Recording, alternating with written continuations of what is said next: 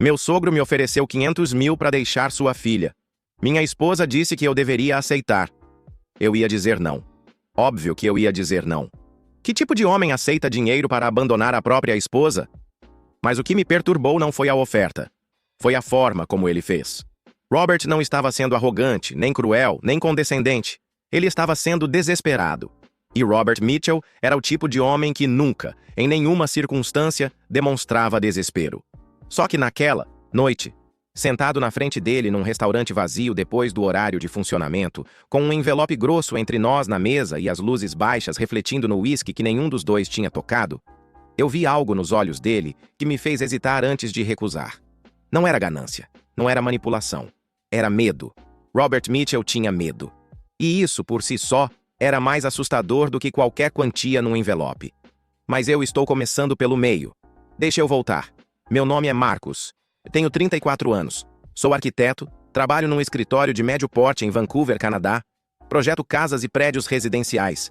Nada espetacular, nada que vá parar em revistas de design, mas trabalho honesto que me dá orgulho e paga as contas. Casei com Helena há 5 anos, estamos juntos há 7, e até a noite em que Robert colocou aquele envelope na mesa, eu achava que tinha a vida mais estável e previsível que um homem poderia desejar. Helena. Eu preciso falar sobre ela, porque ela é o centro de tudo. Helena Mitchell. Ou pelo menos era esse o nome que eu conhecia. 32 anos, professora de francês numa escola particular em West Vancouver. Morena, olhos escuros, um sorriso que aparecia devagar e ficava muito tempo.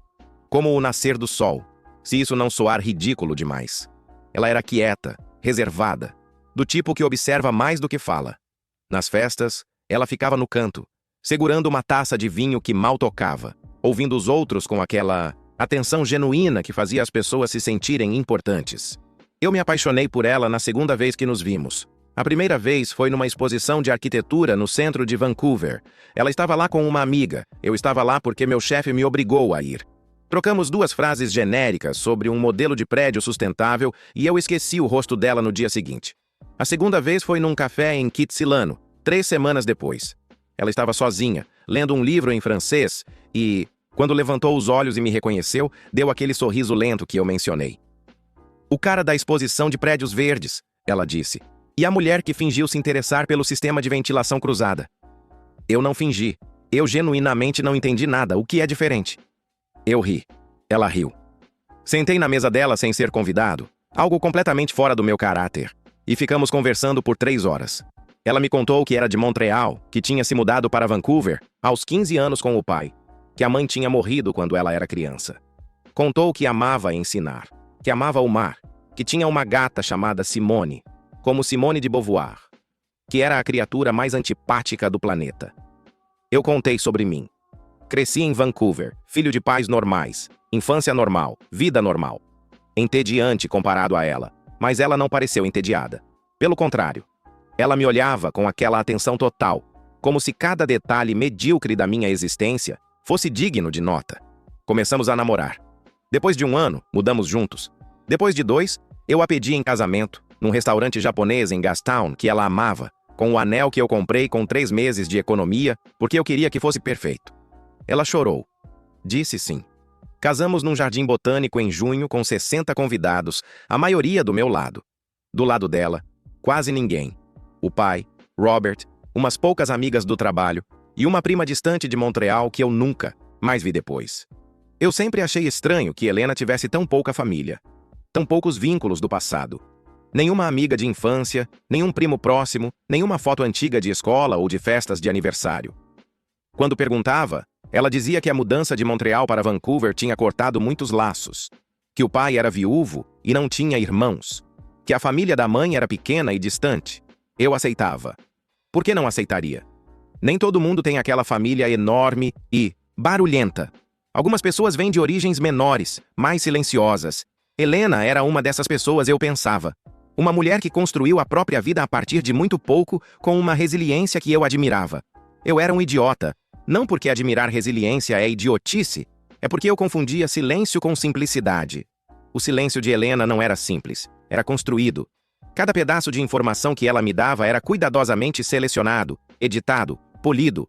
Ela me contava o suficiente para parecer aberta e honesta, mas nunca o bastante para revelar a verdade.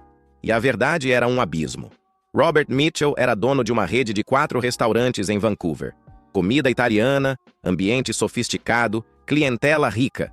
Ele era um homem impressionante. Alto, cabelo branco impecável, sempre de terno mesmo nos finais de semana, com um aperto de mão que comunicava autoridade antes de qualquer palavra.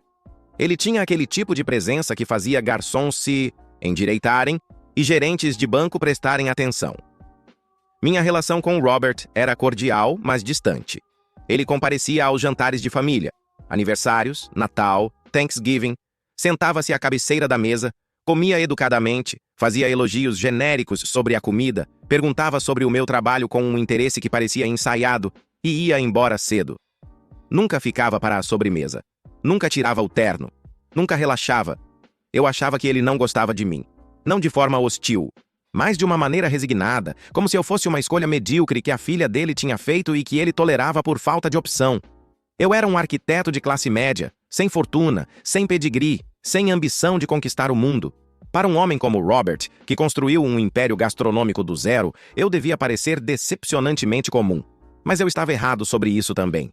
Errado sobre quase tudo, na verdade. A oferta aconteceu numa terça-feira de outubro. Robert me ligou à tarde. Ele nunca me ligava. E pediu para nos encontrarmos depois do expediente no restaurante dele em Yale Town. Preciso conversar sobre um assunto pessoal, ele disse com uma formalidade que me deixou nervoso. Cheguei às 9 da noite. O restaurante estava fechado, mas a porta dos fundos estava aberta. Robert estava sentado numa mesa no canto, com 2 copos de uísque e aquele envelope pardo que parecia uma bomba disfarçada de papel.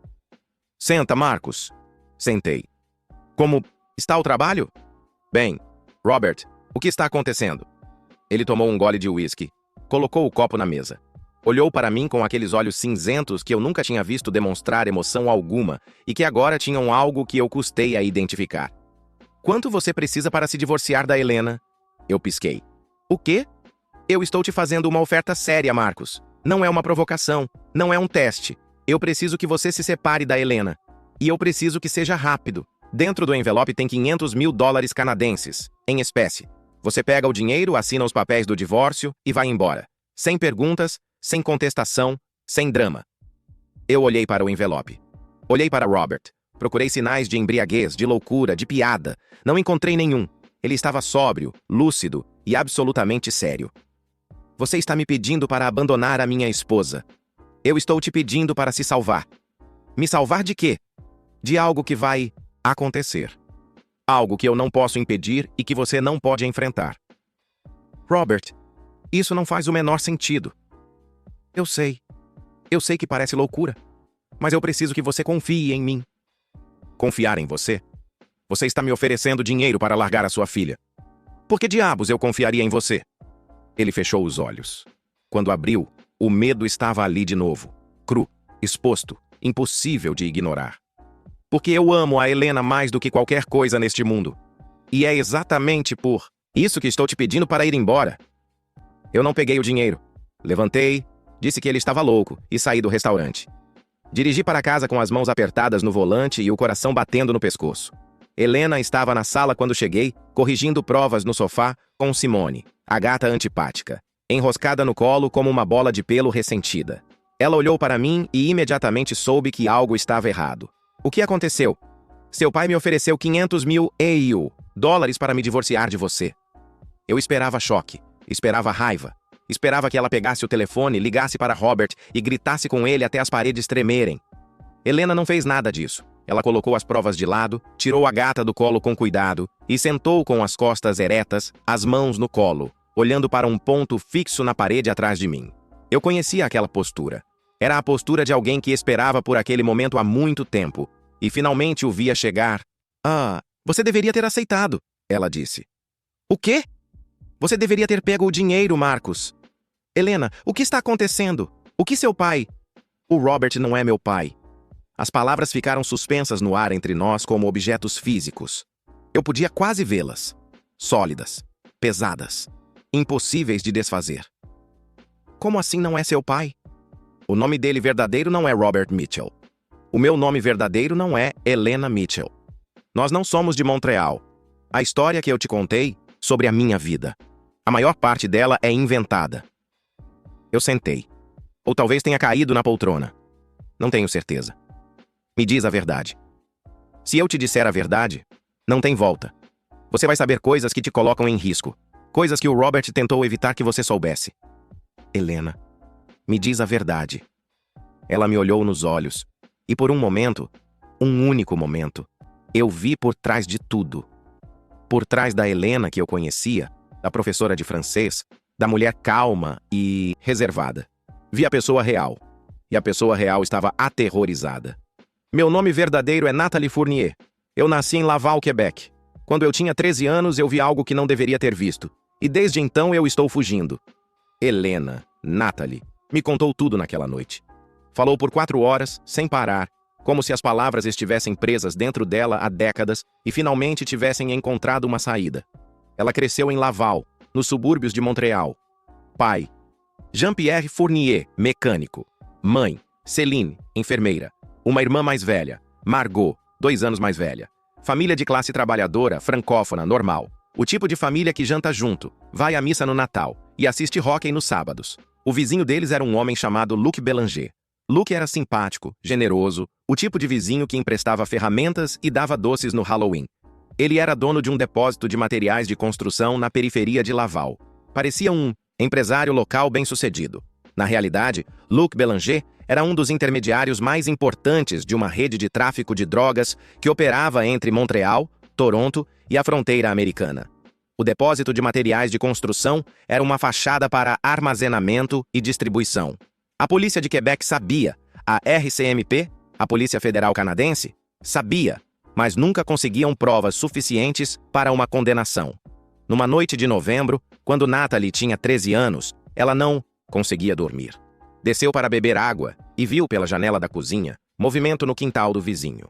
Luzes no depósito dos fundos, vozes. Ela subiu no telhado da garagem. Uma acrobacia de adolescente curiosa que mudaria sua vida para sempre. E viu Luc Bélanger e outros 2 homens descarregando pacotes de um caminhão. E viu Luc, durante uma discussão com um dos homens, puxar uma arma e atirar. O homem caiu. Luc e o outro carregaram o corpo para dentro do depósito. Nathalie desceu do telhado tão rápido que raspou as palmas das mãos no cimento. Correu para dentro de casa, trancou a porta, subiu para o quarto e ficou tremendo debaixo das cobertas até o sol nascer. Na manhã seguinte, ela contou para o pai. Jean-Pierre ficou branco. Mandou Nathalie para o quarto, ligou para a polícia e 2 horas depois havia policiais na sala da casa deles. O que aconteceu nos meses seguintes foi uma espiral que destruiu a família Fournier. Nathalie foi a única testemunha do assassinato. A polícia precisava do testemunho dela para finalmente prender Luc Bélanger. Mas Luc descobriu. Alguém no departamento de polícia vazou a informação, algo que só seria confirmado anos depois. E a partir desse momento, a família Fournier se tornou alvo. Primeiro foram ameaças anônimas, bilhetes no carro, telefonemas silenciosos. Depois, algo pior. Margot, a irmã mais velha, foi abordada na saída da escola por 2 homens que disseram para ela avisar a família que silêncio é saúde. Jean-Pierre entrou em pânico. Procurou a RCMP, que acionou o Programa de Proteção a Testemunhas. O Witness Protection Program Federal. A família inteira seria relocada, com identidades novas, vidas novas, num lugar onde Luc Bélanger e suas conexões não pudessem encontrá-los. Mas Céline, a mãe, se recusou. Ela não aceitou, Helena disse com a voz tão baixa que eu precisei me inclinar para ouvir. Minha mãe disse que não ia abandonar a vida dela, o trabalho dela, as amigas, a casa, tudo, por causa de um criminoso.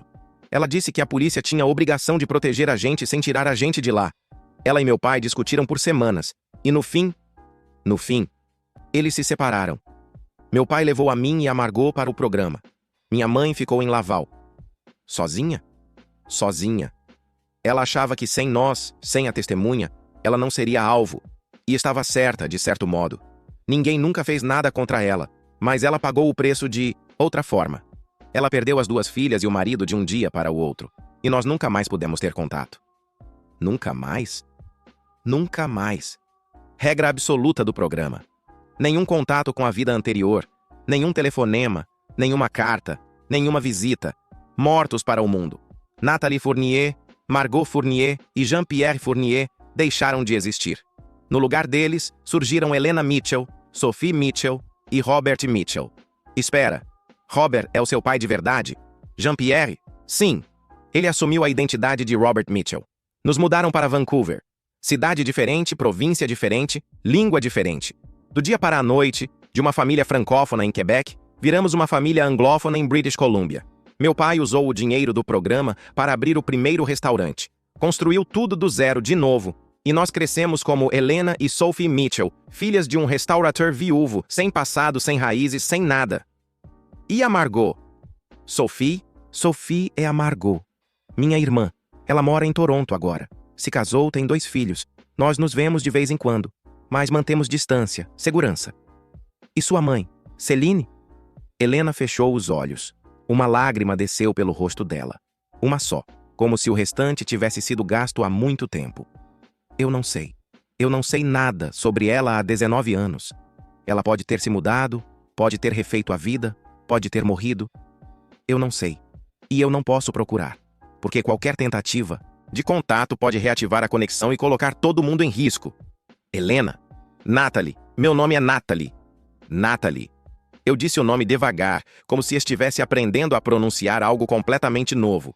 E era, porque a mulher sentada na minha frente era completamente nova. Mesmos olhos, mesmo rosto, mesmo sorriso lento. Mas tudo reconfigurado, recontextualizado.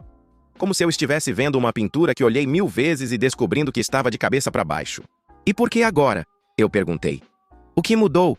O que seu pai, o Robert, o que ele quis dizer com algo que vai acontecer? Helena respirou fundo. Luc Bélanger está saindo da prisão, mês que vem. A sala ficou em silêncio. Até a gata parecia estar prestando atenção. Parou de lamber a pata e ficou olhando para Helena com aqueles olhos amarelos e inexpressivos. Ele foi condenado? Eu perguntei. Sim. Com base no meu testemunho, mais evidências que a polícia juntou depois. Condenado a 20 anos por homicídio e tráfico. Cumpriu 18 com bom comportamento. E mês que vem, ele sai. E o Robert acha que ele vai atrás de vocês? O Robert tem certeza. Ele recebeu informações. Não me pergunta como, porque eu não sei os detalhes. De que Luc nunca esqueceu. Que ele passou 18 anos na cadeia com um único objetivo. Encontrar a família que o denunciou. E que ele tem recursos e conexões para fazer isso. Mas vocês mudaram de identidade. Mudaram de cidade, de província. Como ele encontraria? Com dinheiro e determinação você encontra qualquer pessoa. Especialmente hoje, com internet, redes sociais, câmeras em todo lugar. O Robert vive paranoico com isso. Ele nunca tem redes sociais, nunca posta fotos, nunca aparece em listas públicas, mas eu... Helena hesitou. Eu fiquei descuidada. Ao longo dos anos relaxei. Tenho Instagram, privado, mas ainda assim. Apareci no site da escola com foto e nome. Participei de eventos da comunidade. Virei visível. E o Robert quer que eu vá embora para não me envolver nisso. Sim. Ele gosta de você, Marcos. Eu sei que você acha que não, mas ele gosta. E é exatamente por gostar que ele quer te tirar do caminho. Porque se o Luc encontrar a gente, qualquer pessoa próxima vira alvo. E o Robert já perdeu demais. A esposa, a vida anterior, 19 anos de medo, para suportar a ideia de que eu perca você também. E você? Você concorda com ele? Ela não respondeu de imediato. Olhou para as mãos, para a janela escura, para o reflexo de nós dois no vidro. Um casal sentado numa sala que de repente parecia frágil demais, como um cenário de teatro que pode ser desmontado a qualquer momento. Eu concordo que você estaria mais seguro longe de mim, ela disse finalmente. Mas eu não quero que você vá. E essa é a parte que me torna egoísta. Porque eu deveria querer a sua segurança acima de tudo, e eu quero, mas ao mesmo tempo... Marcos, você é a primeira coisa na minha vida que é real. Esse casamento, essa casa, esse sofá horrível que você insistiu em comprar, isso é meu, de verdade meu. Não inventado, não fabricado, não parte de uma identidade falsa. Eu escolhi você. Eu escolhi essa vida. E a ideia de perder mais uma coisa por causa de Luc Bélanger me dá uma raiva que eu nem sabia que era capaz de sentir. Eu me levantei da poltrona, sentei ao lado dela no sofá e segurei as mãos dela. Estavam geladas. Tremiam. Eu não vou a lugar nenhum. Marcos, você não entende o que... Eu entendo. Eu entendo que tem um cara perigoso saindo da cadeia. Eu entendo que a sua identidade é fabricada. Eu entendo que o meu sogro não é meu sogro, que a minha esposa não se chama Helena, e que tudo que eu achava que sabia estava errado. E eu entendo que estou com medo. Mas eu me casei com você, com quem você é por dentro, não com o nome no certificado. e a pessoa por dentro é a mesma. A mulher que ri baixinho quando acha graça de alguma coisa. A mulher que chora assistindo documentários sobre animais. A mulher que deixa a gata dormir no meu travesseiro porque não tem coragem de tirá-la. Essa mulher existe, e eu vou ficar com ela. Helena chorou. Chorou de verdade, de um jeito que eu nunca tinha visto. Não o choro silencioso e contido que eu conhecia, mas um choro aberto, desordenado, com soluços e nariz escorrendo e o corpo inteiro tremendo. Eu abracei ela e segurei e não soltei. Naquela noite, deitados no escuro, sem dormir, ela me contou o resto. Me contou sobre os primeiros anos em Vancouver, o choque de mudar de idioma, de perder as amigas, de não poder explicar para ninguém por que ela era estranha, por que não tinha fotos de criança, por que nunca convidava ninguém para ir à sua casa. Me contou sobre as noites em que Jean-Pierre, Robert, sentava na cozinha do primeiro apartamento minúsculo, com as mãos na cabeça, murmurando o nome de Céline no escuro. Me contou sobre a saudade da mãe. 19 anos de saudade acumulada, compactada, enterrada tão fundo que às vezes Helena esquecia que existia. E depois, nos momentos mais inesperados, o cheiro de certo perfume na rua, uma música em francês no rádio, o jeito como uma desconhecida prendia o cabelo num coque idêntico ao da Céline. A saudade ressurgia como um animal que estivesse dormindo e acordasse faminto. Eu sonho com ela, Helena disse. Quase toda semana. No sonho, ela está na cozinha da nossa casa em Laval, fazendo sopa de cebola. E eu entro, e ela se vira e sorri e diz: "Ah, Natalie, tu és lá." E eu acordo. E a dor é tão grande que eu fico deitada, e não me mexo por meia hora, porque tenho medo de que se eu me mexer, ela some mais ainda. Nos dias seguintes, eu fiz o que qualquer pessoa racional faria. Entrei em pânico controlado. Liguei para Robert, Jean-Pierre, e pedi uma reunião. Dessa vez, sem envelopes. Nos encontramos no mesmo restaurante, mas com luzes acesas e café em vez de uísque. "Ela te contou", ele disse. "Não era pergunta." "Tudo. E você ficou." "Fiquei." Ele me olhou por um longo momento. Depois fez algo que me surpreendeu completamente. Sorriu. Um sorriso pequeno, cansado, mas genuíno. "Eu sabia que você ficaria. A Helena, a Natalie, escolheu bem. Eu queria estar errado sobre isso, porque seria mais fácil se você tivesse pegado o dinheiro e ido embora. Mais seguro. Mas ela escolheu bem." "Robert. Jean-Pierre. Como? Eu devo te chamar?" "Robert. Eu sou Robert há 19 anos. Jean-Pierre morreu em Laval." "Robert, o que a gente faz agora?" Ele se inclinou para a frente, mãos cruzadas na mesa. O empresário calculista de volta, substituindo o pai desesperado. "Eu tenho um plano, mas você não vai gostar." O plano de Robert era mudar tudo de novo. Novas identidades, nova cidade, nova vida. Ele tinha contatos, gente do programa original que ainda podia ajudar, mesmo que extraoficialmente. Ele queria nos mandar para a Nova Zelândia, Auckland, longe o suficiente para que Luc Bélanger precisasse de um milagre para nos encontrar. "Eu não vou para a Nova Zelândia", eu disse. "Marcos, eu não vou fugir. E a Helena, a Natalie, também não deveria ter que fugir de novo. Ela já fugiu uma vez, reconstruiu a vida inteira uma vez. E agora você quer que ela faça tudo de novo? Que abandone o emprego, os amigos, o casamento que ela finalmente conseguiu ter? Que viva o resto da vida olhando por cima do ombro? A alternativa é ficar e esperar que o Luc nos encontre. A alternativa é ir à polícia, à RCMP, contar tudo, pedir proteção oficial. Eu já tentei isso há 19 anos. Não funcionou como deveria. Alguém vazou informações, lembra? Por que seria diferente agora? Porque agora não é 1996. Porque existem protocolos melhores. Porque o Luc Bélanger é um criminoso condenado em liberdade condicional.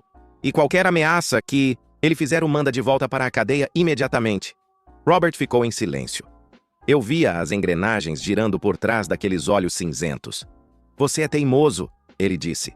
"Eu sou arquiteto. Eu projeto estruturas que não caem. E a estrutura aqui é simples. Você não pode fugir para sempre. Uma hora, você para. E quando para, precisa ter algo sólido embaixo dos pés." Foi a primeira vez que Robert me olhou com algo além de tolerância. Algo parecido com respeito. Nós fomos à RCMP, os três juntos. Eu, Helena e Robert. Num escritório federal em Vancouver, com 2 agentes que nos receberam com a sobriedade profissional de quem lida com esse tipo de caso regularmente. O agente principal se chamava Harrison. Homem de uns 45 anos, cabelo raspado, expressão de quem já viu tudo. Quando Robert explicou a situação, as identidades, o programa original, a liberação iminente de Luke, Harrison ouviu sem interromper, fazendo anotações num bloco amarelo. Senhor Mitchell, ou Fournier, o programa de proteção em que vocês foram inseridos em 2005 ainda está tecnicamente ativo. Vocês nunca foram formalmente desligados. Isso significa que vocês ainda têm direito à proteção. Proteção real? Robert perguntou com um ceticismo que vinha de 2 décadas de desconfiança institucional. Ou proteção no papel? Eu entendo sua frustração, senhor. O que aconteceu no caso original, o vazamento de informações, foi uma falha grave. 2 pessoas envolvidas naquele vazamento foram identificadas e processadas depois. Os protocolos mudaram significativamente desde então. Harrison nos explicou as opções. Monitoramento de Luke Belanger após a liberação. Qualquer tentativa de contato ou busca pela família seria violação da condicional e resultaria em prisão imediata. Ordem de restrição preventiva. Atualização do perfil de proteção da família nos sistemas federais. E, se necessário, relocação, mas dessa vez com suporte real, recursos reais e sem o improviso do programa original. Eu não quero relocação, Helena disse. Foi a primeira vez que ela falou na reunião. Sua voz era firme, clara, sem traço do medo que eu via nos olhos dela em casa. Eu quero ficar onde estou, com o meu marido, na minha casa, no meu trabalho. Eu perdi tudo uma vez. Não vou perder de novo. Harrison acenou com a cabeça. Entendido. Vamos trabalhar com esse cenário. Saímos do escritório 2 horas depois. No Metes, estacionamento, Robert parou, olhou para o céu de Vancouver, cinza como sempre, e disse algo que eu nunca vou esquecer. 19 anos. 19 anos carregando isso sozinho, e bastou uma reunião de 2 horas para eu me sentir mais seguro do que em qualquer momento desde Laval. Você não precisava ter carregado sozinho, Robert. Eu sei, mas eu não sabia fazer diferente. Eu era um mecânico de Laval que virou restaurateur em Vancouver. Eu não era treinado para proteger uma família em fuga. Eu fiz o que pude com o que tinha. Você fez mais do que o suficiente. Ele olhou para Helena, que estava ao meu lado, segurando minha mão. Cuida dela, Marcos. Estou cuidando. Eu sei. Eu sei. Luke Belanger foi liberado em novembro. A RCMP monitorou cada movimento dele. Nos primeiros dias, ele foi para Montreal, para a casa de uma irmã. Ficou quieto. Cumpriu as condições da condicional. Apresentou-se ao oficial designado. Não saiu da província. Não. Contactou ninguém do passado. Eu queria acreditar que tinha acabado. Que 18 anos de prisão tinham quebrado qualquer desejo de vingança. Que Luke Belanger tinha saído da cadeia como um homem velho e cansado que só queria viver o resto da vida em paz. Mas na 3ª semana, Harrison me ligou. Marcos, eu preciso te informar que o Belanger fez buscas online. Nada direto, nada com os nomes antigos da família. Mas ele está procurando, usando proxies, termos indiretos. Ele é cuidadoso. Ele vai nos encontrar? Não necessariamente, mas ele está tentando. E nós estamos monitorando cada passo. Eu contei para Helena. Ela ouviu em silêncio, acenou com a cabeça e foi para a cozinha fazer chá. Quando voltou, suas mãos estavam firmes. Não tremiam. Eu passei 19 anos com medo, ela disse. Estou cansada de ter medo. Se ele vier, que venha. Eu não sou mais uma menina de 13 anos num telhado. Eu sou uma mulher adulta com um marido, uma casa, uma vida. E eu não vou correr. Eu olhei para ela naquele momento e vi, realmente vi, a pessoa que ela era. Não Helena Mitchell, a professora reservada de francês. Não Nathalie Fournier, a testemunha assustada de Quebec. Mas alguém que era as duas e nenhuma ao mesmo tempo. Uma mulher forjada por circunstâncias impossíveis, que perdeu a mãe, a identidade, a infância, o país, e ainda assim estava de pé, com uma caneca de chá na mão e uma recusa inabalável de ser derrotada. Eu nunca a amei, tanto quanto naquele momento. Em dezembro, Harrison ligou de novo. Acabou. Acabou? O Belanger violou a condicional. Ele contratou um investigador particular para rastrear a família Fournier. Nós interceptamos a comunicação. Ele foi preso ontem em Montreal. Volta para a prisão. Dessa vez sem possibilidade de condicional por pelo menos 10 anos. Eu desliguei. Sentei na cadeira do escritório. Olhei pela janela para a chuva de Vancouver caindo sobre os telhados e as árvores e as montanhas ao fundo e chorei. Não chorei de alívio, embora houvesse alívio. Chorei de exaustão, de meses de tensão acumulada que finalmente encontraram uma saída. De anos de mentiras que finalmente fizeram sentido. De amor. Tanto amor. Por uma mulher cujo verdadeiro nome eu só descobri há 2 meses. E que, de alguma forma, era mais real para mim agora do que nos 7 anos anteriores. Quando Helena chegou do trabalho, eu estava na sala, com 2 copos de vinho e uma expressão que deve ter parecido desequilibrada porque ela largou a bolsa e veio correndo. O que aconteceu? Ele foi preso, de novo. Acabou. Ela parou. Ficou ali, no meio da sala, com o casaco ainda sobre os ombros e as chaves na mão. Processando. Acabou! Acabou! Helena sentou no chão. No meio da sala, no chão de madeira, com as pernas cruzadas como uma criança. E pela segunda vez desde que eu a conhecia, chorou abertamente, sem contenção, sem vergonha. Eu sentei ao lado dela. Simone, a gata, veio e se enroscou entre nós dois, ronronando alto, alheia a tudo. Eu quero ver a minha mãe, Helena disse entre soluços. Eu quero ver a Celine. Eu sei. Será que ela ainda está em Laval?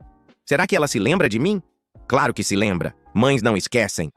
Eu tenho medo de procurar e descobrir que ela refez a vida, que tem outra família, que seguiu em frente.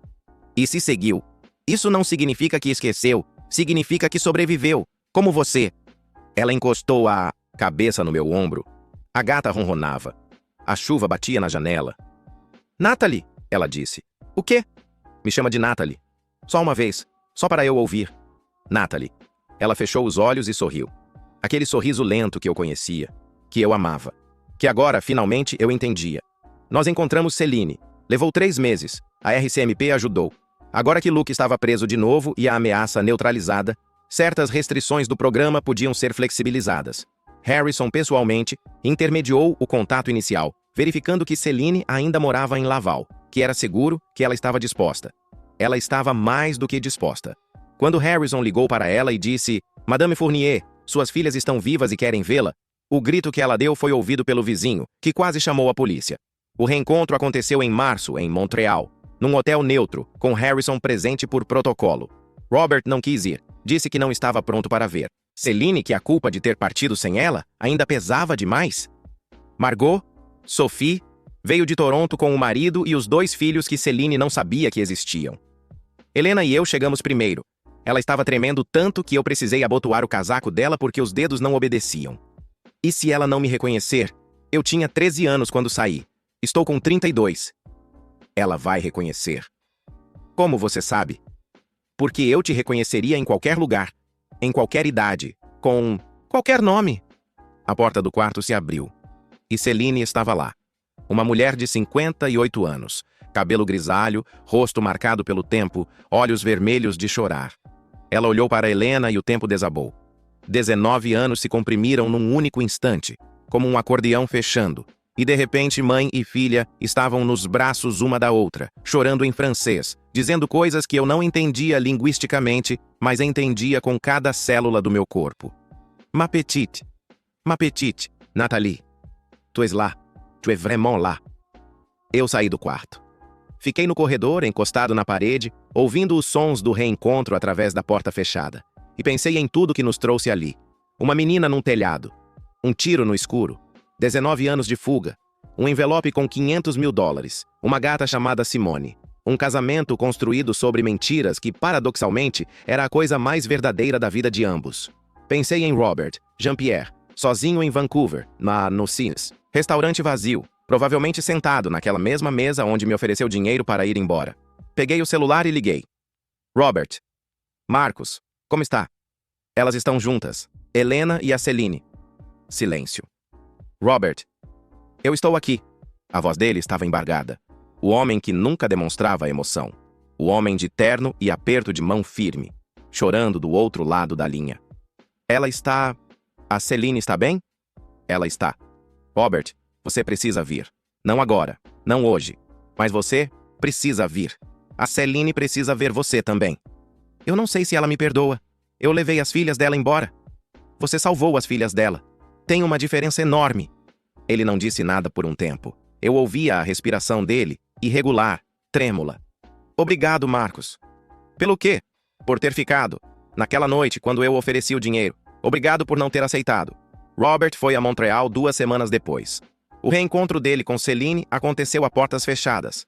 Nem eu, Nem Helena estávamos presentes, por decisão deles. Quando saíram, horas depois, ambos estavam com os olhos inchados e as mãos entrelaçadas. Eles não voltaram a ficar juntos. 19 anos é tempo demais. Os dois tinham se tornado pessoas diferentes, moldadas por ausências diferentes.